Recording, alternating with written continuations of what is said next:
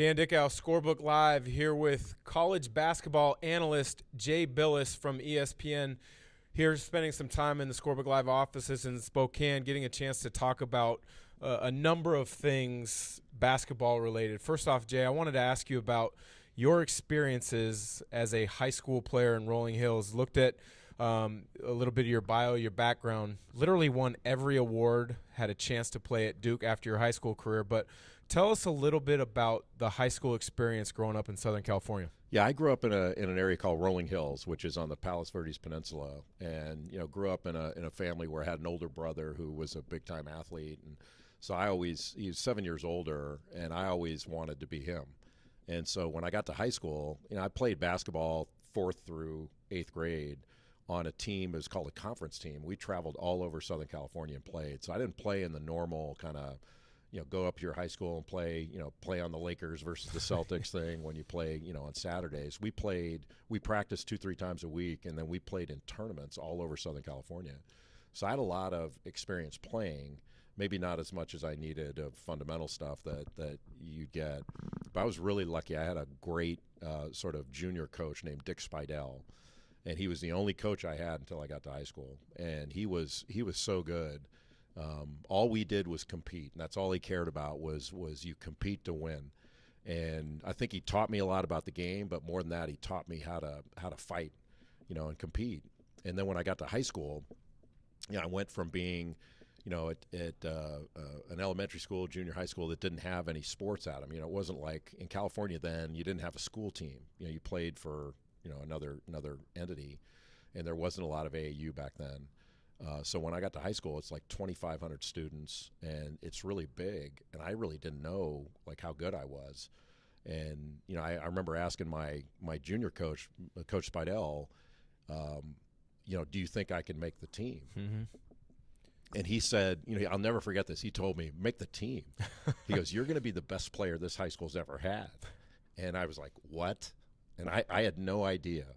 And that's the first time I started thinking about myself as a good player, that I knew I could be as good as my friends, but I didn't know, holy cow, this guy thinks I can be good.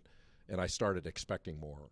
And so when I went to high school, then I started taking, I started going, okay, well, I'm going to be, I didn't say this, but Sure. in the back of my mind, I'm like, I'm going to be the best player that's ever played here. And I started carrying myself that way. Hopefully not as a jerk, but as a confident player. And that was a huge thing for me because I'd never been told anything like that before, even by my parents. My parents had a very healthy fear of my failure. And so they were always saying, come on, you're not that good. You need to do this or do that. And they were always worried about school. Am I going to take care of what I'm supposed to do? So I never got that feeling of supreme confidence from them. So when I went to high school, that was a big deal. But I got to play. I was really lucky that my high school teammates were the same guys I played with from 4th grade through 8th grade. I literally had the same team from 4th grade all the way through high school. And I don't know who has that, except it's rare, especially if you these grow days. up in Hoosiers. Yeah. Like if you're in that movie, maybe you play with the same guys your whole life. But that was something that I didn't realize at the time how cool that was, and that was a big part of sort of being good. I think was having that stability. You mentioned your youth coach Dick Spidell really believing you and challenging you. I think that's so important this day and age, is that coaches instill a belief in kids. You transition now to high school. Is there any particular memories of your high school coach that kind of stand out as far as impacting you to prepare you for a great high school career and then moving on to Duke? Yeah, but it was more on the negative side, honestly. I had a really bizarre run of coaches in high school. Really, as I mentioned, a really big high school, and there was a lot going on. We had a freshman team, a sophomore team, JV, and varsity. And so I played JV as a freshman. And so I had a really good coach and really enjoyed it. But the one thing I didn't enjoy was being separated from my friends. So I'm playing with a bunch of juniors. And you know how that is. At that age, the difference between a freshman and a junior, those guys might as well have been 30 and having a drink after the game. We did not. I had no idea how to act or how to deal with those guys. And so that was difficult. But then when I became a varsity player, I had 3 varsity coaches. One of them got fired. Another one took the job so he could slide it to another guy when he retired. It was the craziest thing.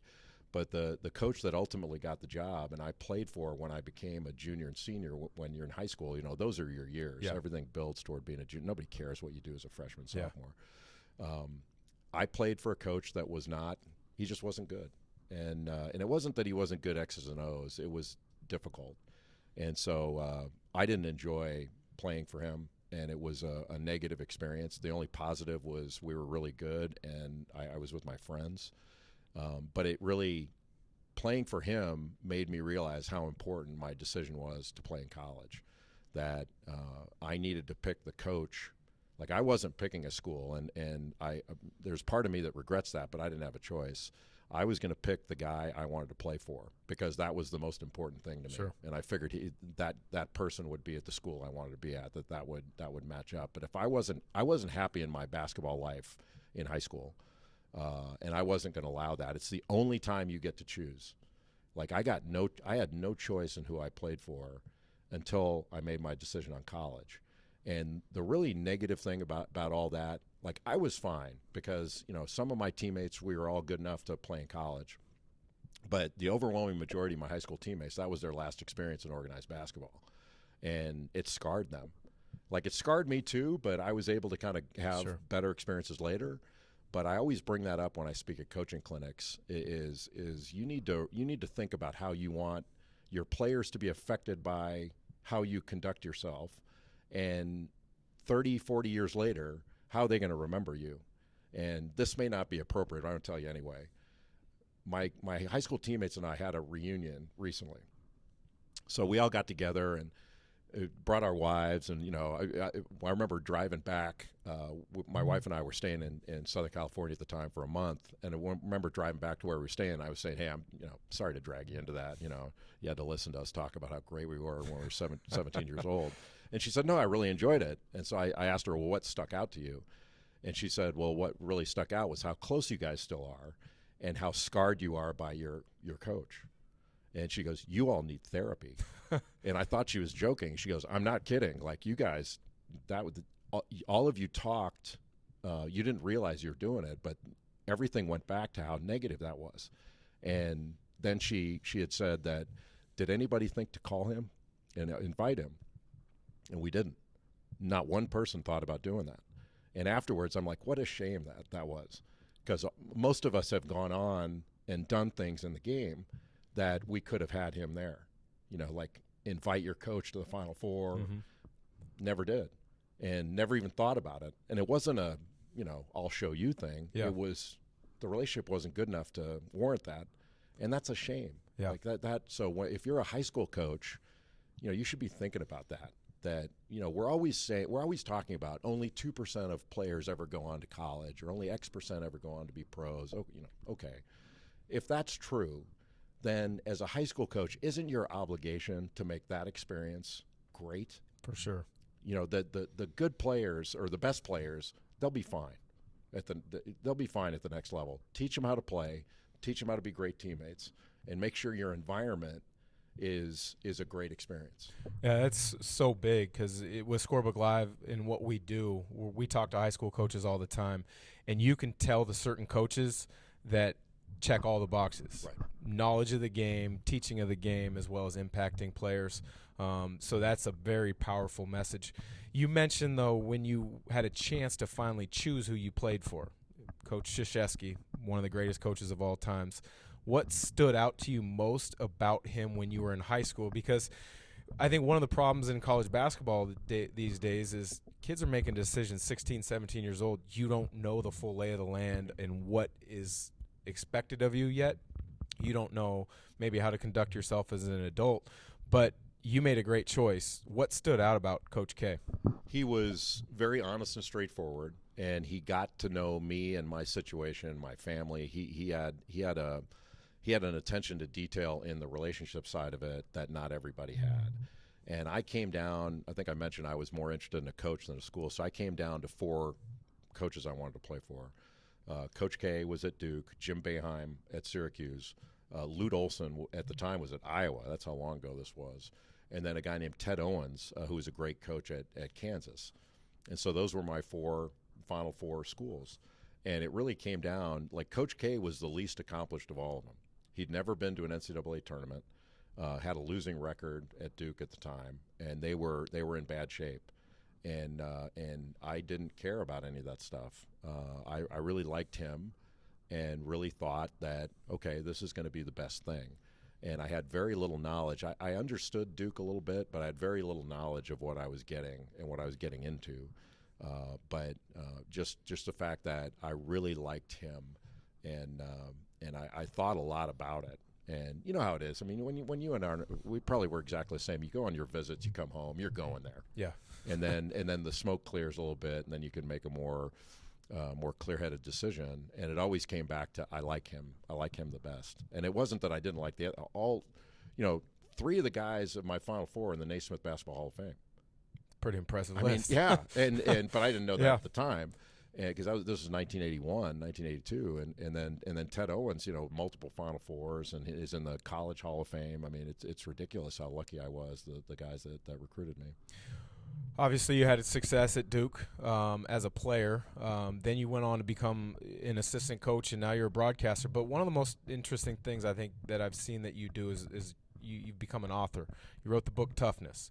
And in talking about high school sports, many parents can have a bigger impact than they realize in supporting their kids in the right way. And you had a couple of things in your book talking about the support your parents gave you in your high school career. What is a perfect or what is a proper role for parents at the high school level? That's a good question. I don't know that I know the answer to that. I know what I see, in the camp that I run, and all the things that both you and I do out there. You see parents, and then I've been a parent myself and shepherded my boy through the AAU process, which wasn't easy. And he was a walk-on, just graduated from Wake Forest, and was a walk-on there for Danny Manning. First and foremost is support.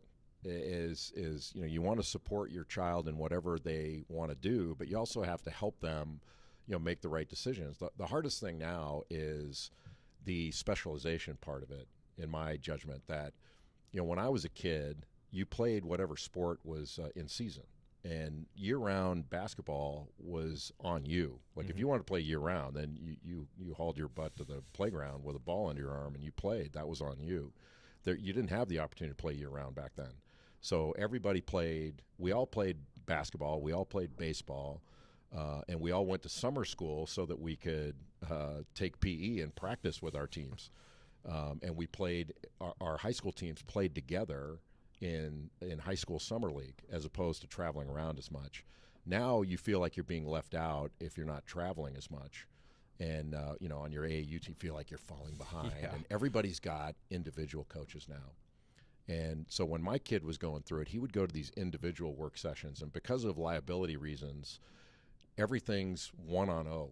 So you're dribbling through cones and doing finishing, and you got all these.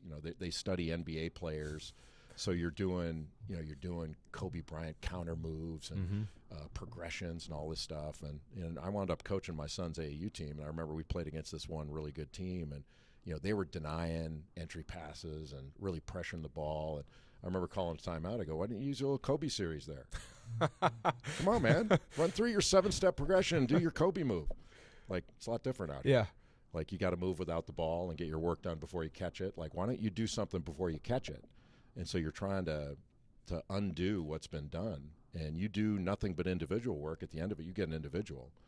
So how can you put your kid in a position where they're going to learn that it's a 5-person, it's a 5-man team game out there, and not everything is going to happen after you catch it.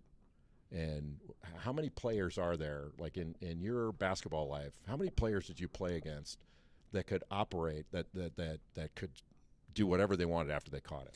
Yeah, I mean, it's very few. I mean, I look at the fact that you always have one guy typically that stands out on a team. Regardless of how good the team is, that's the guy. And then maybe 2 supporting guys, and then everyone else kind of fills in a role as a blend guy. But you're right in the fact that so many things are set up for success in workouts. And you mentioned the word compete. if it's not easy, kids at times don't know how to compete. So the coaches that can teach the kids the skills and how to compete is huge. Yeah, and if you're good, people are going to find you. Yeah. Like the guys in college, they're not idiots. They see it all. And so if you're really good, you're going to be found. So the idea that you have to get all this exposure, a lot of times what guys do is get exposed. Is they want exposure, and then they get exposed that they can't play at the level that they think they can. And so this is supposed to be fun. If it's not fun, then you're making a huge mistake. And if you're not enjoying the experience of it, you're making a huge mistake. And like I had a guy come up to me in my camp. It could have been a nicer guy, dad, and was talking about his son, saying, we need to get him more exposure. We need to get him seen. I go, where do you live? And he said, we live in Washington, D.C. I go, your son's been seen. Yeah. Like, you don't live in Fargo, Fargo, South Dakota, whatever it is. Fargo, North Dakota. You don't live there. It's not like you're living in a remote area. There are sometimes when you're good, not great. Do you want to play in college? Is that a goal? Is it something worth pursuing, or is it something you're putting all your self-worth into? That's the problem I have with it. Is just the numbers don't warrant all this. If I were to run a camp for high-achieving students, and I was sitting in there saying, I think your son or daughter can be a Rhodes Scholar, I think most of the parents would go, come on, man. Come on. Yeah. But but if you tell them your son or daughter can get a scholarship and play Division I basketball, they're all going, yep. Like, how could people be such lame consumers in that regard? It doesn't make any sense. Well, I think a lot of it's the excitement of athletics in Right. college, the ability to maybe play in college, And get a break on admissions. True. Seriously, Yeah, that's that is. one of the biggest issues. Is most parents are looking at this saying, well, wait a minute, if my son or daughter plays, they get a better shake from an admissions office and they get a better cut of school. So it's a more difficult landscape to navigate, especially when you haven't been through it before. Yeah. My thing to parents would be quit worrying about it. Like, your kid's talent is going to take him or her to their level, and you need to think about what environment you're putting your kid into. So if you're looking at a school and you're thinking only about basketball, you should be thinking about more than that. First of all, you should be looking at the players that are there and have been there. Like, what locker room are you putting your kid into? Because if you put your kid in a locker room full of knuckleheads, don't be surprised when a knucklehead knocks on the door to come home for Christmas. That's going to be the way it is. And so an environment and how your kid's going to grow and be beyond basketball is going to be way more important than the basketball itself. And I'm going counter to what I said I looked for. Yeah. But the truth is, I got lucky, and it wasn't that I wasn't paying attention to any of that stuff, but I think you have to be, especially when you're looking at all these different places now, and for the overwhelming majority, they're looking to get in. Yeah. Well, don't just take the one that says, well, hey, you can play here. Well, yeah, I can play there, but do I want to be there? Well, I think that's so valid for so many people in their decision-making process, because if you're a five-star kid, regardless of where you live, northwest corner of the country in Washington or Florida, wherever, teams are going to find you. But if you're kind of that middle-of-the-road guy that just wants to play college basketball, what are some of the determining things that, besides what you just mentioned, that the parents need to mentor and the coaches need to mentor those kids to look for? Because there's nothing wrong being at a lower-level school if you have a great experience for 4 years, as opposed to maybe transferring after a year. Yeah, I think first and foremost, you have to make a clear-eyed decision on what do I want out of this. What do I want to do, and where do I see myself in the future? And look for the school that's the best fit, and the basketball will work out. Now, it's not that it's unimportant; it's really important. So, just for example, my son, who was, he'd probably kill me for saying this. My son was a Division II talent, and would have been a good Division II player, but he wanted to play Division I, and playing in the ACC or the Big 12 or the Big 10, the places where he was recruited as a preferred walk-on, he probably wouldn't play very much, if at all. And so he'd have to say, okay, I'm in this for something different than playing time. So if his happiness was attached to being out on the floor and being a relied upon player, well, then Division II is where he needed to go. But then you have to look at, well, if you're going to go to Denison College in Ohio, do you want to be there? Is that somewhere you want to be? He chose, he would rather have been at Wake Forest, and he understood, I'm probably not going to play here, but I can contribute. And he wound up being captain of the team and playing a nice role in the program, and he was really happy. And so for him, that was the right decision. For you, you had your choice of things. And so when you get to say, when you got 200 schools recruiting you, and you get to say, no, I'll take this one. Most people don't get that. Yeah. We were lucky. And so that's a totally different deal. When you're choosing, most people are searching and trying to find the fit. And that's way more difficult. And so it requires a little more thought. And it also requires the parents to really help the kids, so it's not a crusade. You know, that your self-worth isn't wrapped up with what school you go to, because it really doesn't matter. I mean, it matters, but it's not the big. Like I used to have to tell my kid, all right, we can do this in any way you want, but let's take a look at like CEOs of major corporations. Any pattern as to where they went to school? And the answer was no. Yeah. There was no pattern. It wasn't like they were all Ivy Leaguers or, they were all over the place. And so you can do a great job and have a fulfilling experience at most anywhere you go. I think that's such a powerful message in finding a place that fits you as a person, not just as what you think you are as an athlete. If we can transition for a second to college athletics, because I know you've been a critic of the NCAA at times, and having you in our office, it'd be hard not to let you go without asking the question.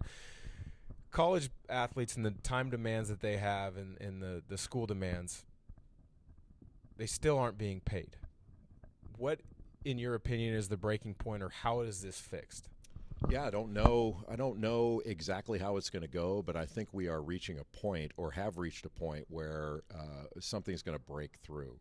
So now that we have the legislation in California on name, image, and likeness, and now that Congress is getting heavily involved, the NCAA can't stonewall anymore. When I played in the 80s, and when I played, my coach probably made between $50,000 and $100,000 a year back then. It's the same guy, and he's making about $9 or $10 million now. The money has exploded, and the demands have exploded. I don't know how many 9 o'clock games you played, because you're younger than me. But I was asked recently about the Duke-Carolina rivalry. Somebody said, "Well, how did you break up the day, and try to deal with the day playing a late game?" And I said, "I never played a late game against North Carolina. I never played against North Carolina when it was dark outside. We played at 1 o'clock on a Saturday, and the whole landscape was different back then. And I thought players should have been paid then. So when you think about what these players are going through in every sport, you have to ask, well, wait a minute, why are we saying no to their ability to monetize their name, image, and likeness, or their ability to make money from their school if the school is so pleased? And especially when literally every other student is allowed to make money while they're in school, and they can make money off whatever chosen field of endeavor they have. The only one that's limited in any way is an athlete. And I think we've passed the point where this is acceptable, where there's so much money being made.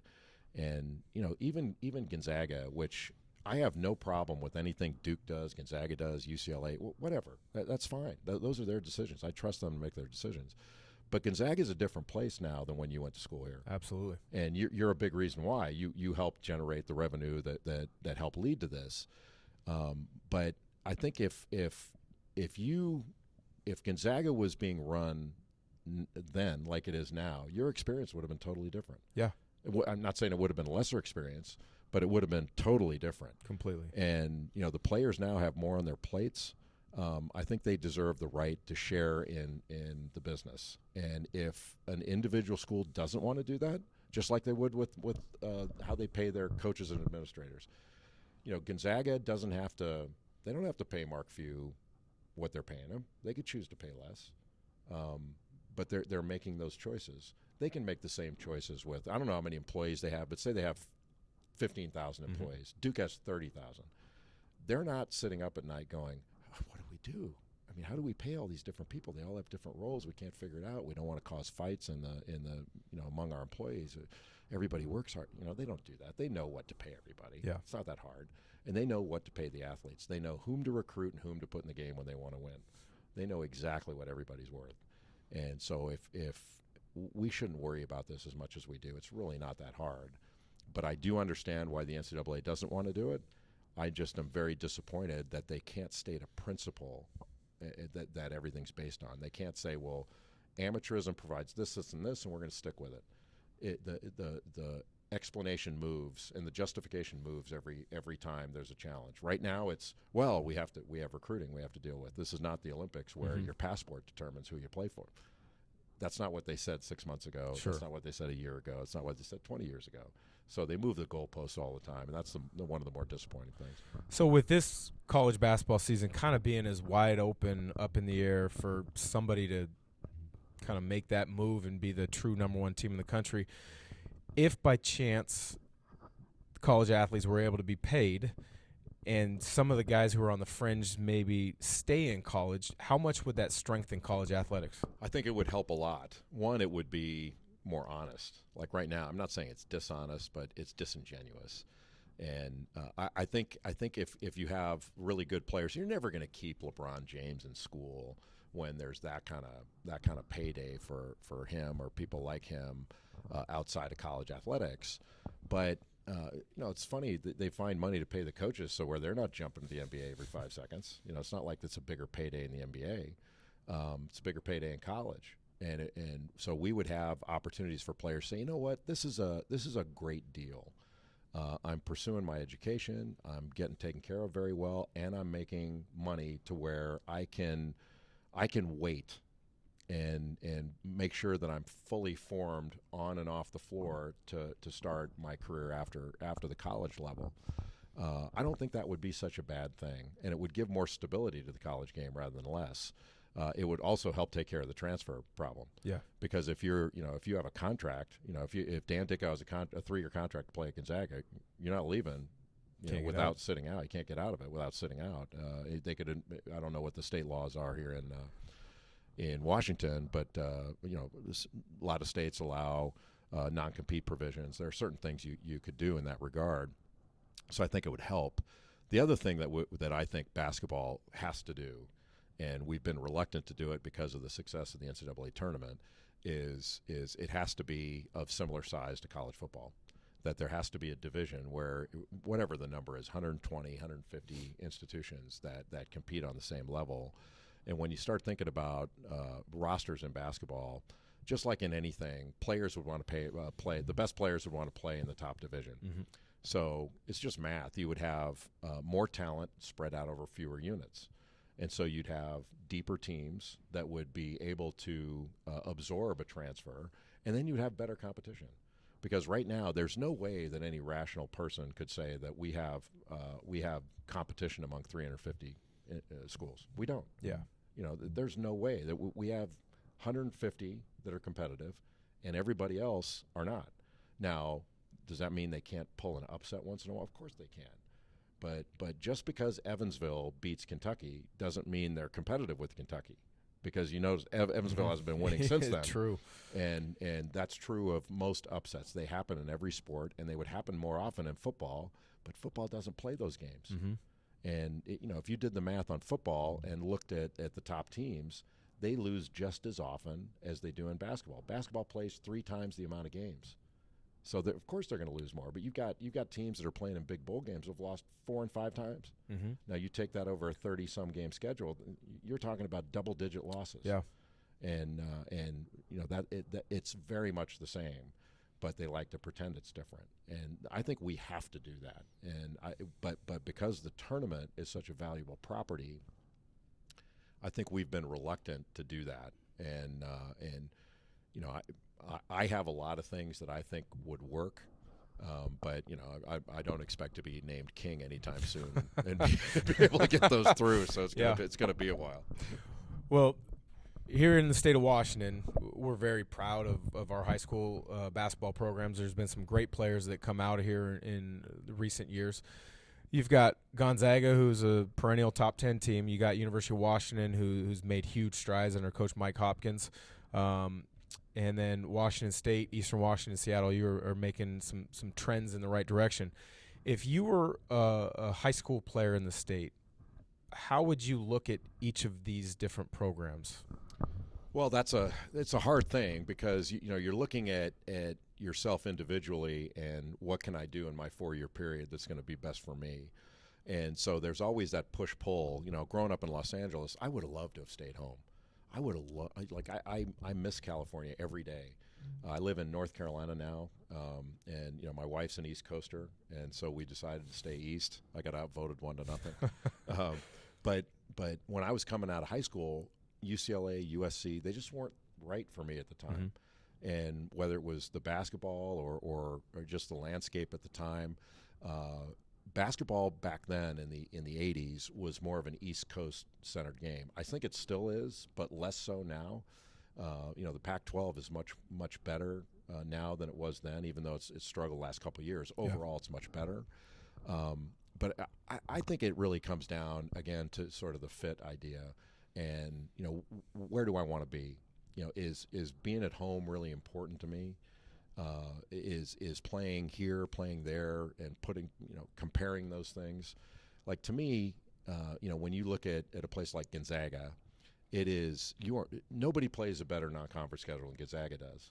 I mean, look who the Zags have played already, but they kind of have to do that because once they get into West Coast Conference play, now the people around here are watching every second of it, but outside of that, the Zags kind of go into not a blackout period, but their games aren't as followed. And if it weren't for the fact that they were top 10, and you see their results on SportsCenter, their highlights on SportsCenter, most people wouldn't see them play at all. Mm-hmm. And so when the games are played, they're usually late night in the East. You're not getting as much of an audience, so that's part of it. So you factor that stuff in. It depends on what you want. But to me, I would have loved to have stayed home. And this is such a great area. And I would also look at where do you think you're going to live? Where do you think you're going to live your later years? Because if you want to live here, playing here is an important thing. Mm-hmm. And if I thought that I was going to live the rest of my life in California, I absolutely would have wanted to stay home. I wasn't sure. And basketball was so important to me. I was going to go where I was going to be happiest. And that's, honestly, Dan, that's where my high school experience, that affected me. Mm-hmm. I wanted so badly to play where I loved it again. And I didn't feel like going to practice. I was going to have to, be dealing with the negative influence of my coach.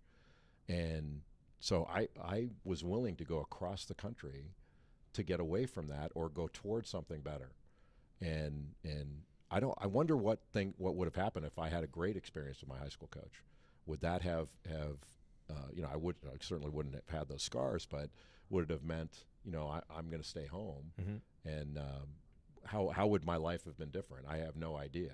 I don't know that it would have been that different, but those are all factors in it. And that's why I hate to come back to this sort of, I think it's a positive message that came out of a negative situation, but it's so important for like high school coaches, parents. Who cares how many shots your kid gets? It's not about that. It's about how you handle it.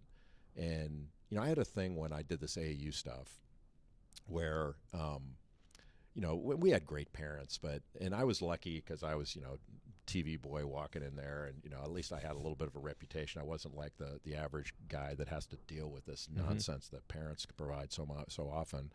But I was able to tell all the parents, I'll listen to your complaints about playing time. If you don't think your son's playing enough, come to me. Mm-hmm. But every other parent's going to be in the room. Because if your kid should be playing more, you're telling me to take somebody out. Sure. So we're going to have to talk to the person coming out and why. And I didn't hear another word. But now that's not the experience that everybody has. Yeah. But who has to, can you imagine, like, if your kid, when I was a player, and it was because my mom didn't want to listen to it. It wasn't that she had some advanced, understanding of basketball.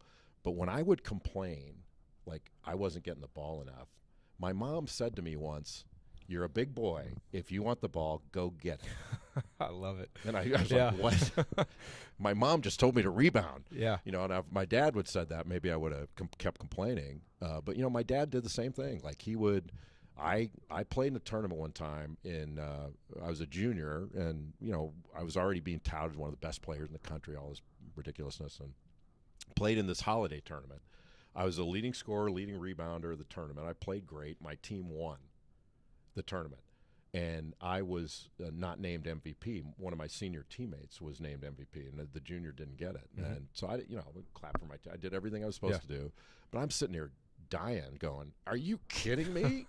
And so I jumped in my parents' car and we're driving back, and I was in the back seat moaning about, like, "Are you kidding me?" And my dad said, "Will you shut up?"